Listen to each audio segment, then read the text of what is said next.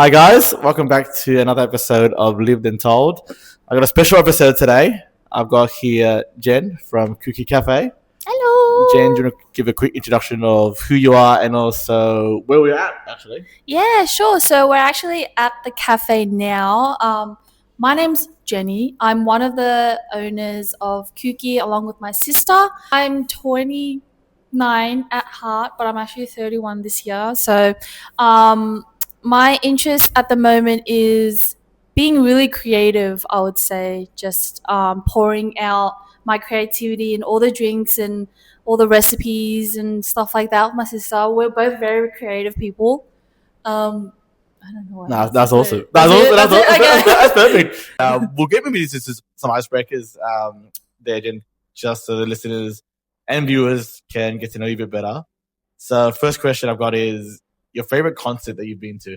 My favorite concert, I would say it was Bring Me the Horizon. Oh, really? The one that happened like a few years back. Oh Yeah. my gosh, that was so good. In Melbourne? Yes, in Melbourne. Where was it at? I think it was at Rod Laver, Yeah. I'm pretty sure, but they had a opening act of, I can't remember the names now, but Sleep Token. Oh, okay. Yeah, Yeah. they did an opening act with them, and me and Angie were just starting to get into Sleep Token. Yeah. So it was a nice surprise. That's but awesome. we've been listening to them for years, and Yeah. don't think I would say K-pop because maybe that's my second favorite. Oh, which one was that? Who was that? Stray Kids. Stray Kids is so good. I've been there twice. Twice. Yeah, Okay, but the first one's the best. Yeah, First one's always okay. the best. And that was in Melbourne as well? Yeah, in okay. Melbourne. Is that yeah. recently or no? A while ago now? Last year they had one, and then Yeah. the first time that we went was the year before that. So they had Okay. one back to back. It was so good. That's was awesome. so That's awesome. Gives you insights into your music taste there. Jen. Next one is, if you were stuck on a desert island, what are 3 things that you would want? So tomorrow they were like, Jen, we're going to drop you off on Oh goodness. a desert island. You get 3 things to pack. Oh god. Can't choose money. What would it be? My toothbrush. I think that's like the first thing is like bringing a toothbrush, just like hygiene, you know? I mean, you do have very nice teeth. For those that can't see you, Jen has very nice teeth, so I can understand trying to maintain those. I would say a flask, just in case I come across water or I have to drink my pee. So empty flask. Yeah, empty flask. The third thing, I don't know, like maybe a blanket. Blanket.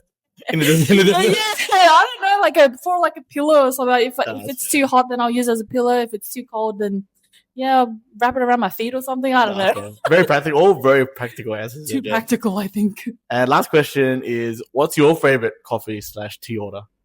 What's your favorite. So before like any of the combinations with like the cold foams or whatever, my OG was literally just an oat flat white with 2 sugars. That was my favorite. But now 2 sugars. Yeah, it's exactly 2 sugars. But now I think it'll be the salted Viet coffee. Oh, okay. That is my favorite. It's so good. I can't have it though too much because it gives me the jitters, you know? Is that the same with you? I think I say lactose because of the oat milk choice originally. I mean, that too, but you know. Yeah, I think being of like Asian descent is probably not Yeah. taken as seriously as we probably should. The lactose, I agree. The lactose. My favorite coffee order. That's a good question. Flat white, 1 sugar. But yeah, similar to you, Jen. Definitely the Vietnamese, like just original. Don't forget. Yes, I know. Or the original coffee. Yeah, Yep. that's great. Also, no, thanks, Jen. Good. So we'll bring you back to the start there. So obviously, you and your sister own Kuuki Cafe. Yes. So, and it's been, I think, a few weeks now, but 2 years since you guys opened. Mm-hmm. Can you walk me through, I guess, right from the start, literally from, the idea in either your sister or your head, and then up until like opening day? What did it look like? How did it even come about? All the ups and downs. Yeah, walk me through that. There was quite a bit of turmoil between if we should keep, because we actually came from a coffee cart. Okay. Yeah, so we had a coffee cart first, and that was running pretty smoothly for about a year. But we found out that she was pregnant, and running the cart with just her and myself was so tiring. It's just making sure that it's all level so that the coffee machine, when it drains, it's not like draining all over the place, just things like that. I thought to myself, I can't do this by myself. Yep. So we made the really tough decision to sell that. Oh. But the vision was always to have a cafe or a fixed location, just a matter of when. Yep. But we didn't think it would happen so soon. Yep. And I think her falling pregnant was kind of just the pushing point for us to really get something up and running. But yeah, when she was due, the timing of it was just all happening too quickly. Yeah, like we had this place for about 8 months before anything happened. So nothing was built. Oh. There was no insurance done yet. It was just literally an empty space that we were paying rent for, because she was pregnant and I just wanted to be around my sister. Support her, yeah. And obviously she's got a husband, but it just helps to have family there as well. What's the saying? More hands make light work. So yeah. So sorry, interrupt there, Jess. So you had the coffee cart business that operated for about a year, and then was it simultaneously you selling the business and then going into the rental agreement? Yeah, with this space, pretty much. So like we had the idea of we got to sell the cart. Yep. But we were also looking for a fixed space. Yeah. And I think like what sort of pushed us to just sell it, other than her being pregnant, is that we wanted to focus on one thing at a time. Yeah. Because people kept coming up to us for events. Because that was our business model. Was we had a fixed location at the cart every Tuesday, and then every other time we're being hired to go to events and stuff like that. Yeah. But because we were getting so many inquiries and bookings, we couldn't focus on the cafe, which was the end goal. Yeah. And because we only had 9 months, like think about it, we only had 9 months because of the baby. So we're like, we got to get this cafe up and running soon. But no, things were just being delayed. The timing was mainly the big factor on why we couldn't open as soon as possible, but we're here now. It's fine. I know. It's 2 years later. Yes, and it like definitely tested our like relationship as sisters, but it's okay. I love her no matter what. I think it brings you guys closer sometimes. Yes, it does. We're actually so much closer now, I think. Yeah. I feel like 2 words that come up from when you talk about through that story there. 9 months. I think people go 9 months. That's 3/4 of a year. That's a really long time. Yeah. From a business owner's perspective, to get things up and running, to get a space that's completely empty. Yeah. That probably isn't of much time, is it? No, some people like on both sides of the spectrum is like that is way too long. Because you're just paying rent for the 9 months. Yeah. And then there's the other side where it's like, oh, you guys have plenty of time. Like, oh, that's fine. Like, you guys had time to, do things properly. But then the other people are just like, oh, that's not enough time. Like, you got to do it fast because you're just paying rent for no reason. Yeah. Which was us. That was our mindset. But some things just can't be controlled. Yeah. And you just got to roll with the punches and 100%. make up, for it later. But here's you and your sister had the long-term vision, and it's come through fruition now, really, with this space here. What made you guys open up a coffee cart business in the first place? So it was actually my dream in high school. Mind you, 31, my high school dream went as a 16, 15-year-old. That was like 15 years, sort of. It kind of, I wanted to study business straight out of high school, but things change, plans don't always go to plan. Yep. And I ended up forgetting about it. Yeah. So I ended up studying veterinary nursing. Oh, really? And then I did accounting. Oh, wow. And then I slowly crept into like IT, like information systems. Yep. But that's just so far away from running a business. And then one day I was jumping back between corporate jobs. Yep. My sister messaged me. This was so weird because I was having a really bad day that day. And I'm like, I hate this job. Like, I want to get out. She messages me. She sent me a picture of a coffee cart. And it was like a cute little black horseshoe looking cart. I'm like, oh, that's so cute. She's like, yeah, it's for sale. It's really cheap. I'm like, so what are you saying? She's like, do you want to start a coffee cart? Like, wasn't that your dream? I'm like, oh, wow. I guess it was. And by coincidence, that job that I had was actually, what's that word when they're like cutting staff? People being made redundant? Yeah. So they were making my whole team redundant within 2 months. And I thought, this is either a blessing in disguise or a sign for me to just push through for another corporate job and keep going. And, but we took the leap, and she kind of reminded me that that's what I want to do. Yeah. but she's not got any hospitality experience at all. Oh wow! So she was thinking about me the whole time. Was she in corporate? She was corporate the whole time. Yeah. So she's only ever worked hospitality maybe 1 month in her whole life. Yeah. So her vision was like, oh, I want you to have your own cafe and stuff like that. I'm like, okay, let's do it. That's so good. Let's do it. That's so good. That's so supportive to have. Big sister vibes. Oh, 100% to have like friends and family, remind you of your dreams. Did you almost forget about your dream? I did. Was it always no? I was gonna ask, like, throughout those years of corporate, switching various courses, did you ever have at the back of your mind, this is what I want to do one day, maybe when I, have enough money or when I retire, for example? Or it kind of like,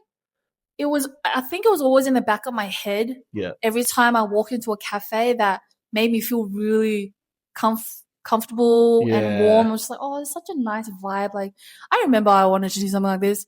Anyway, going back to my office work now, thanks for the coffee. I'm done now. Pretty much. But it was kind of always there. I just never pursued it. Yeah, okay. Really, that's awesome. And when you guys started the coffee cart business, how do you start that? How would someone today start a coffee cart business? Do you just literally need, a van, coffee machine? It is a lot easier than a lot of people think. Yeah. Like, it is kind of straightforward. Yeah. The only thing that you have to manage well is documentations and the timing of stuff. Like, a lot of the documents that you apply for have deadlines. So if you want to apply for a permit, then you have a deadline of like a week to do it. Oh, wow. Yeah. Or things like if you're planning to provide food on your cart, you have to make sure that the kitchen that you're using is registered. And it can be like a home kitchen. Obviously, a lot of people will use their home kitchen. Yeah. But you got to make sure it's like spotless, like it's OH&S, and there's no pets allowed as well. Do people check and stuff? Like, they actually send someone out to look. Yeah, and we're just like, the sheriff's out. Yeah. So, what else was it? There was just a lot of permits. Yeah. A lot of documentation, and obviously money. Like, you have to have money to buy the cart, and like you got to have pay money for all the permits and that you pay for, just things like that. Because it all costs money to start it. I'm not going to ask you exactly how much you poured into it. That's but like, how much would a coffee cart cost today, and how much, for example, were the permits back then? I would say I would just give like a flat number. Yep. Like, total to have what we had, you'd need about 20 to 25K. Okay. Realistically, if you want to be comfortable and not scramble for money, then 20 to 25K. But that's like a generator and there's power and whatever. Yep. But if you're doing like, let's say like a small wooden cart and you just plug in to the venue that you're at, then maybe easy, less than 5K. Easy. Yeah. Okay. Okay. But we went pretty all out. Yeah, no, I think you guys, it was your dream since 15, 16. And, yes. And we're both really creative people, so what we wanted costed a lot of money. You're like, I want the best. I guess, you might as well put in the best, try and do your best. And give this dream that you had for, 15 years a shot. Yeah. And was there like an event or like I guess event is my word. It was an event that like got you guys really on the map, got you guys kickstarted, or was it an accumulation? Yes. Would you say it was more of an accumulation of events as opposed to one that stood out to you? I think not a lot of events kind of spreaded our name. Yeah. But being at the Altona market every Tuesday, they have those every Tuesday. I did not know that. Yeah. Until my sister looked it up, and that kind of got us on the radar. Yeah. A lot of the people ordering coffee there, I don't want to gloat, but they didn't like the coffee until they saw our car and they're like, oh, it's so cute. And it kind of adds to the taste to the coffee. It's like how cute and like how much effort we put into it. Yeah. But I would say the Melbourne show definitely. Melbourne show? Yeah, what the Melbourne show, because our cart at the time looked like a horse carriage. Yes. Was that by design or? No, that was just by design. Like, a lot of them look like that. Okay. Someone on Instagram saw us and was like, that looks just like a horse carriage. Yeah. They approached us and they said, hey, do you guys actually want to work at the Melbourne show? And we're like, what? We didn't even apply. They're like, yeah, well, we want you there. We're like, okay. Oh, wow. And they actually put us where the horse area was. So do you guys remember that there's like this like a little race course for the I think so. horses. Yes, to race, I do, like a horse show. So we were there. And a lot of people were like, "Oh, you guys are Cupcake. That's so cute." Like, yeah. And some of them actually asked us, like, "Do you guys do events and stuff?" Like, yeah, we do. Yeah. And a lot of our contact details were given out That's to awesome. That's members awesome. and stuff. Yeah, so I guess that's how we got known, really. Yeah. Well, that's a real feeling when people come to you, but like, oh, Yes. I know you. I've heard of you guys. Or it was amazing feeling. It's really fulfilling. You should feel like a superstar a little bit. Yeah, so like, oh yes, that's Cupcake. And we'll jump forward, a couple of years or a year and a half, I should say, and we're here now at Kuuki Cafe in Sunshine. Why the name? Yeah. Why Sunshine? And probably a third question is, was it an easy transition from, coffee cart to Entrepreneurial Cafe? Did you take your existing menu and just kind of just plug that into what you have here? Or was it more just, we're going to be more innovative, we're going to keep evolving because we have a physical space now? Yeah, sure. So the name Kuuki, it's actually Japanese for air or atmosphere. We came up with the name while we were in the coffee cart. Oh, so we were taking a break. We were at an event. We're just scrolling through Instagram and things like that. And then for some reason, out of nowhere, my niece, a name popped up in her head. And she's like, "What about Kuuki?" And I'm like, "What does that mean?" She's like, "Oh, it means atmosphere, air." Because the vision that we had was we want to create an area where the atmosphere is always just somewhere you can just chill and just decompress and just, unwind. Yeah. Instantly, I was like, oh my God, I love that name. It's a cute name, yeah. Yeah, but the problem was we're not Japanese. And I felt I was kind of scared to overstep that of like cultural appropriation. But a lot of the Japanese customers here, they love the name and they love that like we're Vietnamese and we know so much about the matcha and their culture. Like they actually really appreciate it. And it just made us feel really, yeah. But that's that. Yeah. Sunshine? Why Sunshine? So we chose Sunshine because it's sort of in between my sister and myself. My sister's pretty close here. Yep. We've grown up with Sunshine, and I think it was just not so much the location as well. It's just the venue itself. Like it was perfect. For what we wanted.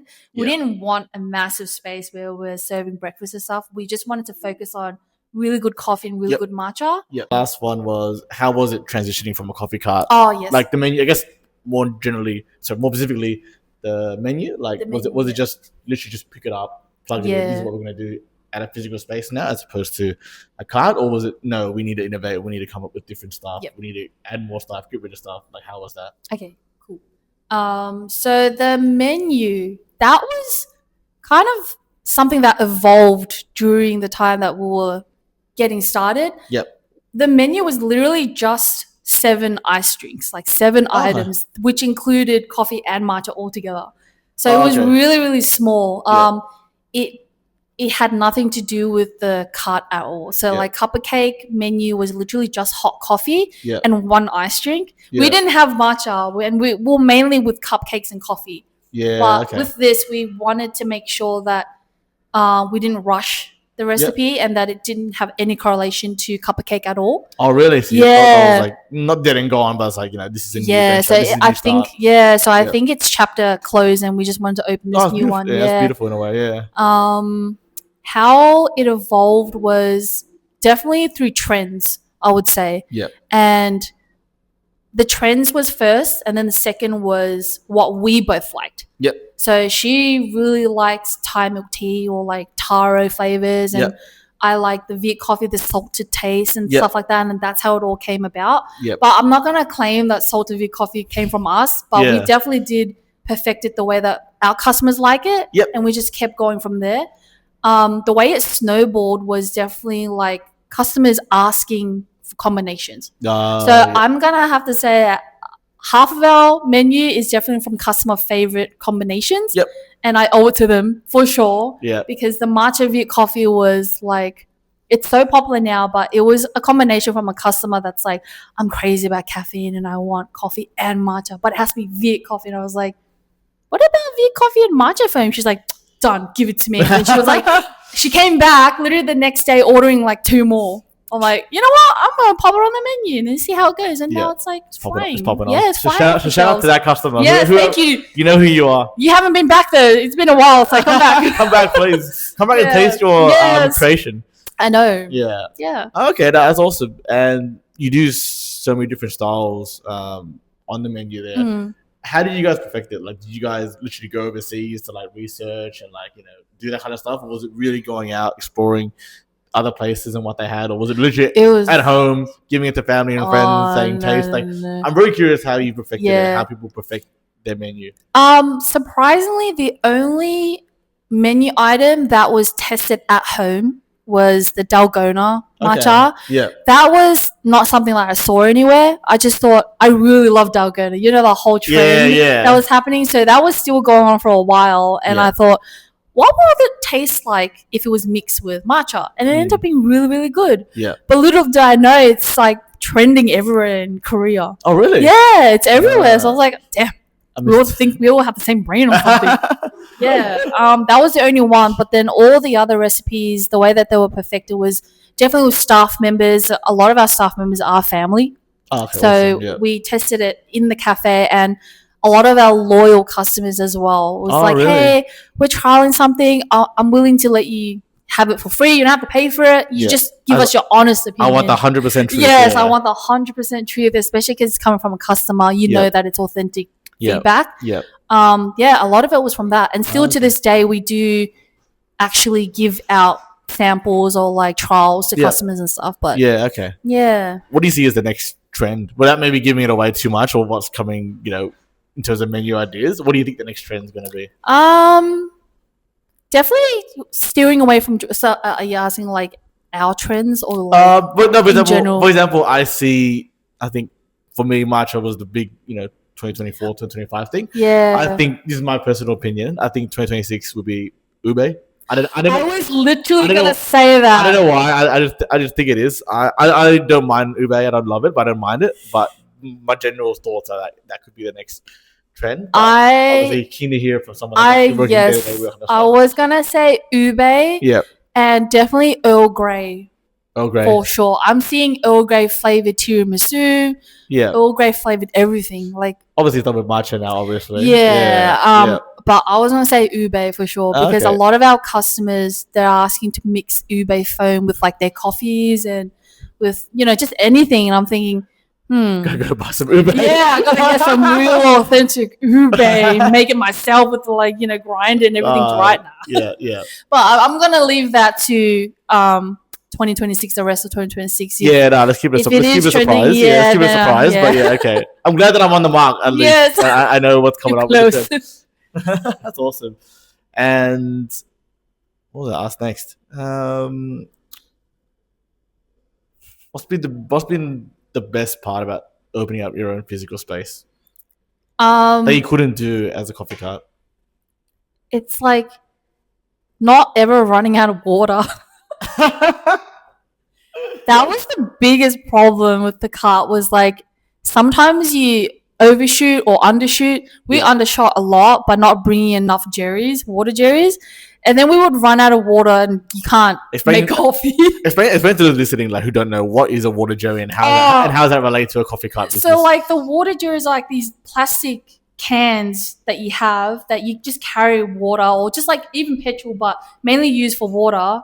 You carry that around with you, but with the cart you need at least like 5 of those. So if you don't have running water, you're not gonna have coffee, which is like we never brought enough of those. And managing waste as well with the cart, like you had to make sure that the waste bin wouldn't get full, and but you wouldn't know, because when you're in a rush, you just don't know until a customer's like, oh, there's water at my feet. I'm like, oh my god, the water jerry. Oh no. It's like, oh, the waste bin. And then it's just not having to manage waste and water, worry about water, not worrying about like not having enough fuel. So like if we didn't have enough fuel for the generator to generate power, we didn't have staff to go and get fuel for us. Like it was literally just me and Nancy, like me and my sister. So just not having to worry about that stuff. Just the smaller things. And just like the small things. But other than that, it's kind of pretty much the same. Yeah, With like the cart and the coffee, Yeah. the cafe. They're pretty much one and the same. Yeah. It's just the utilities. Yeah. That's basically it. Yeah. How did you guys go about marketing in terms of, obviously you sold the coffee cart business, like did you like leverage your, I guess, existing clientele, your existing following on social media? Like how did you guys, you know, for those 8-9 months while you guys were building the cafe, how did you market, and how do you continue to do it now? So our following for Cup of Cake, it was quite small compared to what it is now. Yep. I didn't want anyone to see Cup of Cake anywhere. Okay. So like I wanted to make sure that like I said, the chapter was closed and that Kuuki, pretty much. Not that like any bad memories or anything. It's just like I just wanted to evolve from that completely. Yeah. So I evolved the existing Instagram account, Cup of Cake, and just moved it to Kuuki. Okay. So that we had some sort of following and just let Yeah. our loyal customers know that, hey, Cup of Cake doesn't exist anymore, but Kuuki does, and we're so close to you guys in the west side. Yep. Yeah, so that's basically, that was literally it. Like, okay, yeah. And then just the marketing was just me and Nancy, because we didn't know what to do in terms of marketing and media and social media and stuff like that. We're still learning to this day. Like it how evolves to do it. every day. Yeah, so and it's always changing. Like the trends are always changing, but we didn't really do much. Oh, okay. I mean, that's great. That's great that you had to do much to get like such a great following. And I guess, you know, actions speak louder than words. So I think, you know, you guys delivering such a great product, or products, I should say, like that, you know, that speaks for itself, and word of mouth, and obviously being local as well. Yeah. I think helps a lot. And the area that they're in, you know, has great foot traffic, I think. So I think that helps with the business for sure. Yeah, it does. Yeah. And a lot of word of mouth, I would say. Oh yeah, 100%. Oh, that's too. Yeah, I forgot. Yes, that too. 100%. It's like a big thing, especially with a lot of cafes around here. There's not a lot of Western coffee, like Italian coffee. Yep. It's just a lot of Viet coffee and just things like that. I think that's what makes us stand out, is it's specialty coffee. Yep. And like specialty matcha. Yeah. So the word of mouth definitely helps, but I think like one that really got us going was just making a lot of reels. Yeah. Unrelated to releasing drinks or food. Oh really? It was just funny reels with my family and my niece and nephews and stuff. Like they love making reels. It helps that they're Gen Z, because they know the trends. Do they edit for you, or do they make it for you, or they make it for me? I'm just there like with the camera, like you do this, you stand here. Oh, yeah, okay. But even then, like I join in with the reels here and there, and it's fun, you know, just having fun, really. But reels, definitely skits. I think. It's the comedic side of things they get. Yeah. It's the actual cafe. Oh, yeah. It's like, they have fun. Like they look cool. I don't know. Whatever Gen Z, Gen Alpha stuff. I think it's the positive connotation with the business for sure that leads to people actually coming in and actually trying it, and obviously staying on as loyal customers, which is awesome. What would be your advice, Jen, to yourself, if you could go back 2 years of opening up Kuuki Cafe? What would you say to yourself? Would you do anything differently? I would focus on like more time on designing the layout. Oh, okay. Yeah, so because we didn't know what we were doing much, we didn't really get much advice from other people. We were kind of just looking online to see what was good. Yeah. I wish I kind of studied more on the flow of things. Like, let's say someone's making an ice drink, like the flow of ice drinks down that way, and then it slowly moves up. You know what I mean? Like the flow of operation. Sorry, you say it. Yeah, so operation, operation flow. I wish we focused more on just layout. But other than that, I'm happy with what we've done. Yeah. Really, especially because we haven't had much experience. Yeah, it's just layout, because we're working with like a pretty small space. You don't think like, oh, only one person at the coffee machine, that's fine. Yeah. No. Oh my God. It's not just one person. It's still, no. Like you need one person making shots, milk, but in our eyes we're like, oh yeah, I can make coffee by myself, like 40 drinks, and it's fine, but it's not. It's not fine. Work on the layout for sure. Spend more time. I'm sure you have a great team. That's fine. Yes. It all runs together. So shout out to the team there. Yes. So if I were to start a cafe, an Uber cafe in 2026, what advice would you give me then? So from your own personal experience, it's obviously the layout, but more generally, someone starting their own cafe business, what would you recommend, or what should I be doing or focusing my energy a lot into? This is not like semantics or anything, or like business advice, but it's more of like mental advice. Is like, don't ask, or like don't tell too many people. You know what I mean?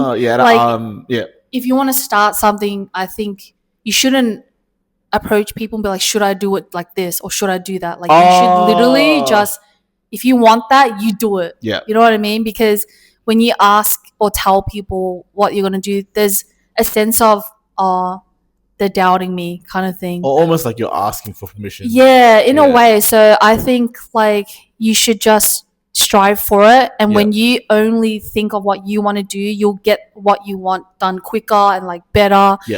Because the layout, why I wish I told myself to focus on the layout more, was because I was listening to other people. So people were saying like, oh, it would look nice if you do it like this instead of the way you want. Or like, what if you don't get that many customers? Like things like that. It's just like, oh, okay, maybe I'll listen to you. But if we hadn't listened to just like so many people at once and just focus on what we actually want to do, then we might be a bit like, wouldn't be like biting the bullet of like, oh, you know, it's done now, we've got to deal with it. But just don't listen to too many people. I guess, you know, with that, I think it's a good point there. I think not listening to people, but also not listening to people that haven't done it. That's what I mean. I guess maybe your example could be different if there was a cafe owner that said, hey, you know, I've run a cafe for 5-10 years. This is what I recommend. But for you, could be better like this. Maybe you probably listen to a bit more because they've lived through it, and it's nothing. The people that you asked or told didn't care. It's just that person that we're talking about in this example. They have that cafe hospitality experience. I know, and I think one other thing was like comparison to what you want compared to what a thriving cafe is doing. Like comparison is a thief of joy for sure. Just do what you want, and eventually it'll flourish to, you know, your dream and your vision, things like that. Did you draw inspiration from, obviously Melbourne has a great coffee culture? Did you draw much inspiration from other restaurants and cafes, or not really? It was like your own vision. This is what I really wanted. I'll take bits and pieces, but there wasn't like one cafe that was like, that's really awesome, I want to be similar to that. Not really. I don't know how like the design came about. I think because me and my sister, we kind of have similar taste in a way. It makes it easier. It makes it easier. So we were like, oh, what was easy on the eyes? That was our first thing. So it wasn't really like, oh, we should design like this cafe, or like should make it look like that, you know, because they've got so many people. It was more of like what was easy on our eyes. Can you imagine walking in on this every single day and being like, oh, this is nice, like it's easy on the eyes. If it's easy on our eyes, then obviously our customers will enjoy it as well. But I think the only thing that we drew inspiration from was like the lighting underneath the bench. Oh, that's awesome. So like I really wanted that. I love that look. So I was like, a must have. Yes, I'm like, that looks so cute. That was the only thing. I need lights in this cafe. Bring it some life. And light. Greenery, a lot of greenery. As you can tell. Yes, I love greenery. Yes. That's awesome. You talked about that briefly before, Jen, about, you know, mentality there. Did you experience any like just mental burnout from the last 2 years since running a business? Yes. And how did you deal with that? And I guess, how do you deal with the burnout? But also, do you feel like, in a way, running a business has kind of clashed between, I guess, you know, your passion and now it's a, you know, a job / career? Do you feel that's intertwined a little bit? Because at the start you did mention that you love being creative, and drinks was like, you know, your outlet. Has that clashed at all? But back to I would say any cafe owner who says they've not experienced mental burnout is lying to you. That is an absolute lie. Like that is one of the biggest turning points for a lot of cafes for closing, I would say. Not so much financial. Oh, really? It's never financial. I'm telling you. It's never they close because of financial. Maybe it is for some places, but the main driving factor for closing is like burnout. It's like you've just gone ahead and found yourself a full-time job. Yep. Like, you know how those reels are like, oh, I left my 9 to 5 to open my cafe so I could work whenever. Yeah. But you're working crazy hours a week to, make sure that everything runs fine. But sometimes a cafe can run perfectly fine, but it's all in your head. You think, 100%. like, if I'm not there, then it's going to, fail. It's going to blow up. Yeah, it's going to blow up. I'm going to come back and it's going to be dust or something, But mental burnout, we experienced it quite early on, I would say, because we're new, everyone wanted to try out the new block, So we're getting a lot of people coming in and we're just like, everyone's asking if we have this or that, but we don't have it. So then we're rushing to make things, It was like great for business, obviously, but at the same time, you're like, oh my God, we need to do this, we need to do this. That's where I mentioned before that spend more time like designing the layout and stuff like that, because it also helps to like design a menu first.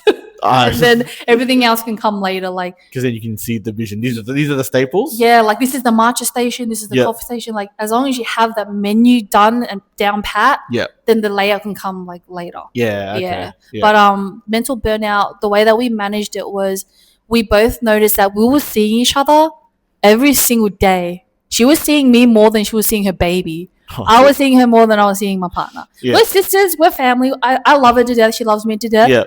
But it's like there was a line between like, because we were seeing each other every day, we were sort of like bickering a little bit more. Yeah. Plus, when you see each other, it's not like, "Hey, how was the weekend? How was your day?" It's more like, "All right, straight right business. Have we paid the wages yet? Has the stock been ordered?" Yeah. That was like our only conversation. Was like, "Oh, did you buy stock? Did you count stock?" Yeah. It was never like, "Why did you do it?" What did you do? Yeah, it's like, "What did you do over the weekend?" It's just like, "Oh, coffee machine wasn't cleaned properly or something." Things like that. But the way we managed it was we alternate days now. Oh, okay. And it helps a lot. Like I know managers nowadays, like they do that too. Like they alternate days and stuff. Yeah. Like one manager will manage the night team, then one manager will manage the day team. Okay, yeah. It's just it's like we're human, right? Like it's normal. We're not robots. Too much interaction with loved ones can be a bit much. I like loving my sister from afar sometimes. Like, you go over there.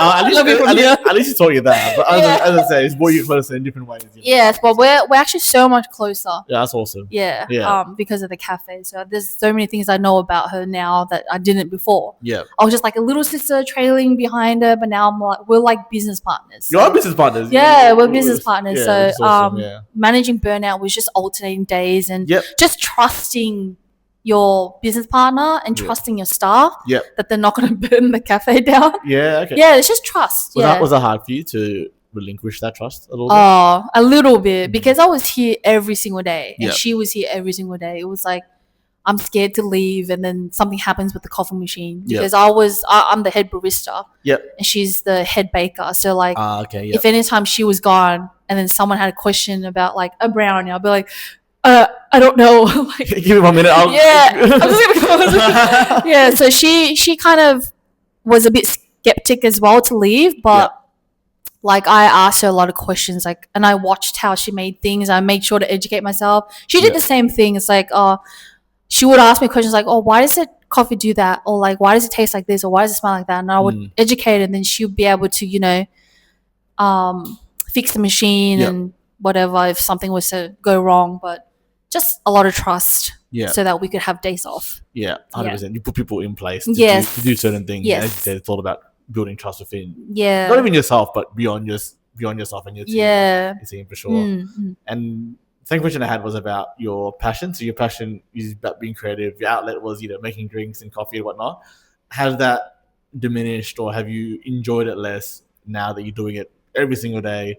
And it's for, a purpose, a business purpose. No, it definitely hasn't diminished, because I think coffee art was one thing that I really enjoyed because I actually started in hospitality first and then I did corporate, but I spent more time in corporate than hospitality. What were you doing in hospitality? I was working at cafes, play centers and stuff, and I was a training barista for the play center, but not for long. I was only there for 3 months. I was starting to get into coffee, and I was like, "This is so fun. This is fun, yeah. This is so fun." Yeah. And I really, really, I couldn't forget the feeling, you know.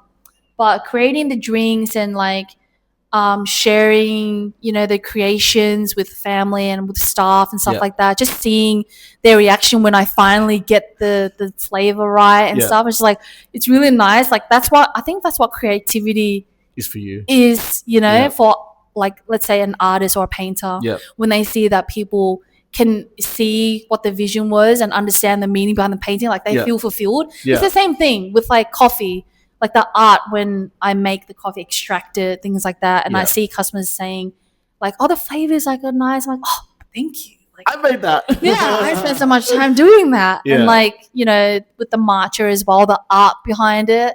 It's not just the culture, it's like the art of actually making sure the matcha is nice and whisked up and things like that. So definitely hasn't diminished. That's awesome. Yeah, it hasn't diminished yet. Yeah, that's awesome. If you can take me into the next 24 months, 2 years, Jen, and we're sitting here having another chat about Kuuki Cafe, what does it look like? I would say there might not be just the one Kuuki Cafe. Oh. It could have a sister somewhere. Oh. I don't know. Or like a big sister, who knows? Oh my goodness. With pancakes, bacon, eggs. I don't know. Can we do next episode there? Maybe. I might not be there though. I might be here and then Nancy. I don't know. We'll just tease it. Done. All right. Oh, awesome. That's awesome. I think you might have touched on it already there, Jen, but a closing tradition that I have on this podcast is, what's the best advice you've ever been given? I don't know. Definitely, I think I already touched on it. Was comparison is the thief of joy. So like, I would compare how well our cafe was doing compared to other cafes, but then I would only look at their success at face value. I never saw like how long have they been open, how big is the space, like how much burnout do they have? How much burnout and like location. Like I was just looking at face value and comparing ourselves and just like getting sad that we weren't doing as well. But then when I stopped comparing, that's when I started to feel a bit more happy with the results that I was doing with like drink creations and even with desserts as well. Like when we create desserts that people enjoy, it's like, oh, I don't have to compare to someone else who's also doing banana bread or like carrot cake. It's like, awesome. I know that our customers like it and that's all I care about right now. It's like, I don't want to compare that, but their banana bread looks nicer and more scrumptious. It's like, nah, I like ours. Ours is really nice. Really, you know what I mean? Like our customers like it. So so if they come back for it, then that's fine. But that was the best advice someone gave me, which was my partner. Shout out AP. I used to vent to him a lot, and I'd just be like, oh, we're not doing too well. Like this cafe is doing really well, and he's like, babe, comparison is the thief of joy. Like, just stop comparing yourself. Just realize that you guys come really far. And that you went from a cart to like this. And then you went from a cart from nothing. So like. Yeah, that's the best advice he gave me. That's awesome. Yeah. You talked about this is probably a little question I had just from you saying that, Jen. Like you talked about your mental burnout. Yeah. How did you see the impacts on your loved ones, your partner, family, friends? Like, what did you see from them, or what did you hear from them as you were going through opening up the business, burnout. And then now that you're obviously 2 years into running it, like obviously this sounds like everyone in your life has been super supportive. Yes. But did they obviously go through the tough times as well? Like I would say friends and family could see that I was like the burnout was getting to us. Not just me, but like obviously Nancy, they could see that we looked really tired a lot. And it was like not tired as in physically. Obviously, I've got some bags here and there, but I'm gonna own it. I'm working it. It's more of like tired as in we weren't as interactive. Because me and my sister, we're the loud ones of the family. But to see us quiet is kind of scary. It's like they would be like, you seem really sad. Like, what's wrong? I'm like, oh, no, I'm just really tired, long day. I've been up since 5 a.m. Yeah, I know. It's like, I'm just tired from work. It's like, I could be napping right now. And it's like, it's only 6 o'clock. I'm like, I'm tired, okay. So things like that. And like, I'm a heavy gamer. Well, I was a heavy gamer. And I used to game with my cousins and my high school friends every single night. But that diminished like drastically. Of course. After the cafe. And then they'd be like, oh, you don't play games with us anymore. Like, you don't hang out. I'm like, it's because I'm tired, guys. Like, I gotta make coffee and Yeah. matchas and things. Yeah. So that was one thing. Yeah, but sounds like they were super supportive through it. They all. are supportive. They come to the understood. cafe all the time. That's yeah, awesome. I love them. That's the best sort of Yes. support. Nah, shout out to them. Thank Many you. shouts to this episode. So many, yes. Thanks, Jed. Probably ending it now. Yeah. Hopefully we do a part 2. Yes. As we alluded to. At a different location. It might not be here, but we'll see what the future holds. Jen, where can people come to support you? Where can they reach out? Do you want to give a plug out to? Our main contact is Instagram, so that's just literally Kuuki Cafe. You can find us there. We've got all our contact details there, but don't call us through Instagram because it rings all of our phones. There's like 6 people logged in. So we have an email address you can contact on that, or you can just DM us. Just don't call the Instagram account. Please. All right. And you guys still do events at all or no? No. We actually just started recently again. So last year we did like an event. Kuuki at a gym called Elemental Strength Society. Yep. They do like competitions, and we were there with a matcha. So, awesome! So can people email you? Or Instagram, same Instagram. Yep. Instagram or email. Yep. Beautiful. So you guys can get come in physical person, get your fix, but also you can get it portable out on the road as well. So, reach out to them, guys. Cool. Hey Jen, appreciate it. Thanks for coming on. That's okay. Thank you for having me. Appreciate it. Thanks, guys. I'm honored.